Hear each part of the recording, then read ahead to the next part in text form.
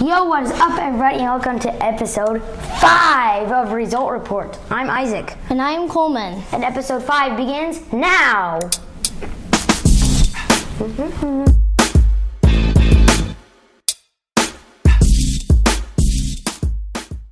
So now we're on to the NFL. There is breaking news. The Indianapolis Colts fired head coach Frank Reich after week 9 this season. That was a long time ago. He was 40-33-1 this season not this season, overall as the Colts head coach. And he was 3-5-1 this year. And they fired him, and he has just been hired to who? The Carolina Panthers. He will be making money for that. And I think that's what they need. They have Sam Darnold. They started to get going around the end of the year, right? Yep. And yeah, we did not make our picks last episode, so we'll do them this time. We had a lot to talk about, the sports weekend recap, so we didn't really have time. So first, the NFC Championship. The 2-seeded 49ers at the 1-seeded Eagles. A matchup we've really wanted to see. We will be picking by the spread this time. Will Philadelphia win by 2.5? I don't think so. I think the 49ers are going to win this time. Yeah. I think they would too, and I think that I already had the 49ers winning the Super Bowl, and I still think Philadelphia has a chance to win, but I don't think it's going to be by 3. So I'm going Niners. And if you want to watch that game, it's 3 p.m. on Sunday on Fox. And then the 3-seeded Bengals at the 1-seeded Chiefs. Kansas City favored by 1. Will they cover? No. I think the Bengals, it's a tie game at 27, and Joe Burrow throws a game-winning touchdown pass with like 5 seconds to go to Tyler Boyd. Okay, I don't think they'd throw it. I had a feeling they'd kick a field goal or something. But okay, I think from the 45-yard line. I think that the Bengals will cover, actually. Well, it's a 1-point spread, so someone's going to cover. That's basically a coin toss. If you want to watch that game, 6:30 p.m. on CBS on Sunday. And okay, so that will wrap up our NFL segment. On to college basketball next. So, as you saw last episode, we talked about number 1 Houston falling to Temple at home, 56-55. They really survived that one. Houston only fell to 3rd, and Kansas also lost twice, so no way they get into 1. It was Purdue back there, and they will be playing tonight, 19-1 at the 11-8 Michigan Wolverines. Do you have them covering? They're favored by 5.5. Yes, I was very interested in the power rankings this week after Temple's win, and there was a bunch of praise about Purdue, so I think they're going to go into Michigan and win. Okay, so if you didn't watch it last season in Ann Arbor, the 3rd-ranked Boilermakers were downed by Michigan. The score was 58-82. That game was not close, and I'm really worried about this one for Purdue. I think they can still win, but I don't think they'll cover. So, okay, I don't think they'll cover, but I think they'll win. Staying with the Big Ten, Iowa at Michigan State. Spartans favored by 2.5. I have them covering. They're just at home. Their fans love it. How do you feel? Same thing. They had a close call against Purdue, who is now the number 1 seed in the country. So I think I have to go with them. Just by 1 point. Purdue did not cover that game. And now we're on to the scores. I actually thought number 2 Alabama is the best team, but they sure did not play like it last night. They were at home, down 7 at the half to Mississippi State. Boy, were they tested, right? They had to make a second half rally. And were you watching the UConn Xavier game? Yeah, I was. I thought that when it was a 17-point game, it was over. No.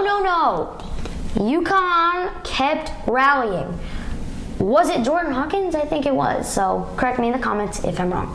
He had 28 points and 26 in the second half in the 82-79 loss to the Musketeers. And West Virginia downs Texas Tech for the Red Raiders. 8th straight loss, 76-61. How do you feel about Texas Tech? I think they really got to get something going here if they want to have a shot at anything. Yeah, lots of second half struggles. If you're a Red Raiders fan, you really need to Maybe you want to find a new team to like. I don't know. Well, that doesn't always work. Sometimes you're going to get back to the top. They are 10-10 and 0-8 in conference play. Unbelievably bad. And if you are an Indiana Hoosiers fan, you were not happy with the skid earlier to get them unranked, and they were scared by Minnesota last night. 61-57 from Williams Arena. Minnesota was shorthanded without their top two leading scorers, but Indiana also did not have Xavier Johnson. They did not have Race Thompson 100% or Mike Woodson due to a COVID recovery. And have you seen Auburn just play so well at home? Yes. Their 28-game home winning streak was ended actually last night. The 15th ranked Tigers were taken down by the Texas A&M Aggies by 16. Man, A&M is pretty hot right now. But they did lose to Kentucky. They did, but Kentucky's good. I think they're better than just lingering around unranked. So that will do our college basketball segment. On to the NBA next. Are you ready? I like to move it. I like to move it. Well, you like to move it. Well, then move your body on that couch you're sitting on or whatever. So, okay, you want a new segment? Here comes the NBA. So, have you seen the Pacers struggling without Tyrese Halliburton? Yes, they have. I think he's carrying the team, and that is why they had a 6-point loss in Orlando. The Magic are playing a lot better after drafting with the number 1 pick, Paolo Banchero, an outstanding rookie. He could win Rookie of the Year.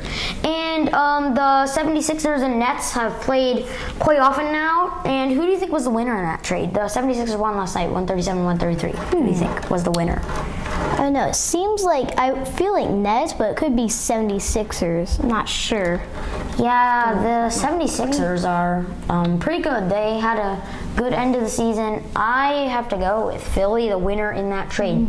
The Rockets are not good, right? No. They do much better at home. Jalen Green is performing better, especially for his second year. He's pretty good. So they would lose to the Wizards 108-103. Remember, if you didn't hear, Kristaps Porzingis is injured, and they still came into Houston and won. They made a trade a couple of years ago for Russell Westbrook, if you didn't know that. And then the Thunder you've seen has played better. So have the Hawks. Did you see what happened in that game? Yes, I did. Shai Gilgeous-Alexander, another outstanding performance. That score was 137-132 Atlanta. And then the Minnesota Timberwolves, evening back to 500. How do you feel about that, Wolves fan with a win? Yeah. Over the Pelicans, 111-102. And then the Nuggets have struggled quite a bit lately. And they lost them in Milwaukee, 99-107, with an injured Bobby Portis for the Bucks. And then Damian Lillard really was firing on all cylinders last night. He had 60 points in the Trailblazers' 134-124 win. That was 1 point shy of a career high, just 1 point. And they would win over the Jazz by 10. And then the Kings did not play their best basketball last night with an 18-point loss. And then Jordan Poole with a buzzer-beating shot over the Memphis Grizzlies. That was a good win, 120-122. And Anthony Davis was out for like 20 games, something like that. I think it was 21, 22. Yeah, and like he came back last night against the Spurs in a 113-104 win. But he fell down again. He's made of glass. Kind of like Zion, if you think about it. Zion's not injured that much anymore, but okay. That's a struggle, that's a worry for a Lakers fan. So that will end our NBA segment. Yeah, do you like to move it? Thanks for tuning in to episode 5 of Result Report. I'm Isaac. And I'm Coleman. Peace out. Peace to all.